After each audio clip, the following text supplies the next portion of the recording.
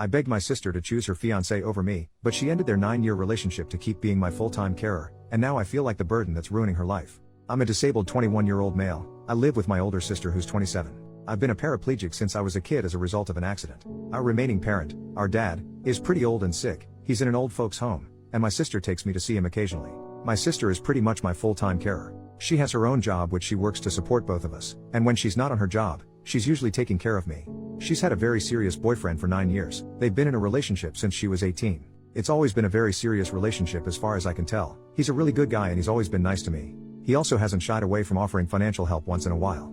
I know my sister has always dreamed of marriage. We talk about it so much, me and her, ever since we were kids. We would play weddings. She would always imagine the day she would get married, spend hours looking at bridal dresses. Even as an adult, he would fantasize about getting married and spend a lot of the time looking at bridal dresses, talking about her dream wedding, what kind of house she'd like to have. She had names picked out for the kids since she was a kid herself, and she's always stuck with those names. So yeah, she's always dreamed of getting married and having a family for a long time. Her current boyfriend has been with her for so long and has been so good to her, I figured he would always be the one to marry her. And I'd be happy for her. Finally she'd have someone to take care of her instead of her having to take care of me all the time. Well, that all came crumbling down. She returned home one day a complete mess, crying and pouring her eyes out all over the place. She told me they'd broken up. It was over. She was so sad. It was heartbreaking to see. It was like a dagger in my heart to see her crying and upset like that, and I felt so useless because all I could offer were meaningless words. She wouldn't tell me why. I figured she just didn't want to talk about it. After a few days, she still didn't want to talk about. She was still incredibly upset, crying a lot. I told her I'm her brother. I may be physically disabled, but my heart and mind still work perfectly. She can talk to me about anything. Very reluctantly and with pushing, she opened up about it. She told me her boyfriend had proposed to her. I told her that's excellent. Why did they break up? She had always wanted to get married and had been waiting years for this. She told me they had talked about it, and her boyfriend wanted her to move in with him. They would find a separate carer to look after me. They would still see me occasionally, but I would not visit them and my sister would no longer be my carer at all. My sister told me she couldn't accept that, and that was the offer on the table as her boyfriend wanted it. She said she couldn't accept it. They couldn't reconcile their different wants, and they broke up. I told her she's crazy. She should have chosen her boyfriend. I know she loved him so much and he was crazy about her. She should have gone and gotten married. She can stay tied to me forever. She should live her own life and have her own family. She was still crying heavily, and she told me she realized that she would never be able to have that. All that stuff she wanted as a kid, to be a bride, have a wedding, have a family, none of it would ever happen. She would be taking care of me forever. I insisted to her, telling her she didn't need to take care of me forever. She should live her own life. She said no, that's what she wants. That's the way it has to be. She would have it no other way. When I kept insisting, she said no, that's it, she's in charge. She makes her own life decisions and I should stop telling her how to live her life. She got angry at me and I quickly apologized. She said it's okay, but I could tell she was really upset and in a bad mood. Why is she doing this to herself? I don't understand. Doesn't she see that I don't want her to sacrifice herself like this? Why did she just give up her boyfriend of 9 years like that? She loved him so much and he loved her, so why did she just push him away like that? Why is she hurting herself like that? I don't want her to be hurting herself just for my sake. I never asked her to make this sacrifice of herself. I told her I wouldn't mind getting another carer for me. She said no, it's her. It has to be her. It's her job. It's her duty to me and to our family. She has to take care of me always. She wouldn't have it any other way no matter how much I tried to reason. I hate myself so much right now. I've never hated being disabled more than right now in my life. I feel like a baby or something, like a useless animal. I feel like a ball and chain, like a burden tying her down to the ground and preventing her from living her own life. All I want her to do is to be happy and live her life and be happy and beautiful on her wedding day like she's always wanted, not stuck forever taking care of her disabled brother. I wish I could just die to free her of her burden. I'd be lying if I said I hadn't seriously considered just taking my life so she could finally be free and pursue her own life. I'm not just saying that either. I'm serious. I know she'd mourn me for a while, even a few years, but after that she'd move on and get married and live her life like she's always wanted. It might be the only way she ever knows true happiness. I tried to convince her, but she seems determined to bog herself down like this.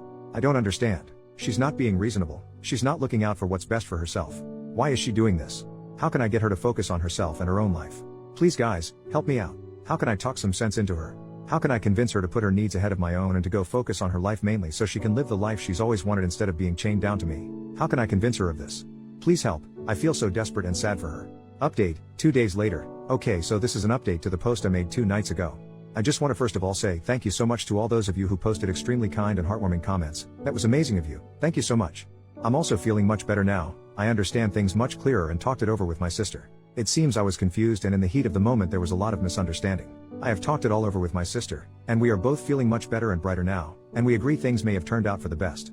I now realize, after my sister explained it to me, that he was not right for her, even though they had been together so long. I guess the length of their relationship had left me with a false impression. Firstly, as my sister explained it, it seems he didn't say I couldn't visit at all, as I had thought she meant. but that I just couldn't visit whenever I wanted to. They'd set times and schedules for when I could visit to ensure I wasn't over all the time interrupting and interfering with their lives. However, it seems my sister didn't like this at all. She said she realized her boyfriend had a problem with me, and wanted to place some distance between her and me, and she wasn't okay with that at all. I told her I thought she loved him. She said she thought she did too, but she knows her priorities in life, and she is old enough and mature enough to be able to decide what she wants from life and what her priorities are. I told her I thought she'd always wanted to get married and have children and a family ever since she was young. She explained to me, she still does to a certain extent, but only if the conditions are right. She said that she was a different person when she was younger. Now that she's older, her ideals and priorities have changed. She said that if she does get married, it's basically like what one commenter described as a package deal. I'd have to be included in the family too, and I'd have to live them and be part of their family full time. She said if any potential husband couldn't accept that, then he could get stuffed, and she didn't want him. That's basically what she thinks of her now ex-boyfriend, and she said she feels much more positive about her future now that he's gone. She said while she was with him, she was always feeling unsure about what the future held in relation to her and me, but now that she's made her firm decision, she knows she'll never let go of me. I asked her, what if this means that she'll never get married? What if it means that she never ends up finding a guy who's okay with all this and is willing to settle down with her with me in the fray? She said if that's the case, then so be it. As she explained it, she basically said I'm her family now, I exist and I'm the most important thing to her. She won't sacrifice me for a hypothetical husband and hypothetical children who don't yet exist but may one day. She said priority number one for her will always be me and taking care of me throughout my life and disability. She couldn't imagine living her life without it. I told her, but didn't she feel she was severely limiting herself by chaining herself to me? Didn't she feel she was severely restricting her opportunities in life and what she could become? She explained that her years with me and taking care of me had helped form part of her identity. Taking care of me now is part of her identity and character. It's one of the things she lives for. I found that amazing, but she said she could have it no other way. I provide to her just as much as she provides to me, she said, and perhaps even more. I told her she was exaggerating, but she insisted it was absolutely true. She explained how the mere fact of her looking after me, and her taking care of me, day in, day out, brings so much joy and happiness to her life, she doesn't know how she could ever live without it, and to her it's so much more important than the possibility of having a husband or children. I found it difficult to wrap my head around that. I joke that I really can't imagine that it's always that fun, especially when she's, say, wiping crap from my butt or something. She just laughed and explained how sometimes something that can superficially seem gross, disgusting or painful can still be beautiful and cherished when you look at the love involved. She used the example of a mother giving birth. After 9 months of sickness and swollen body, she has her body ripped open, there's blood everywhere, screaming and crying, and it's the most intense physical pain of her life. But at the end of it all, it's still beautiful because it's an act of love and she endures all that pain to bring to life someone whom she will love forever.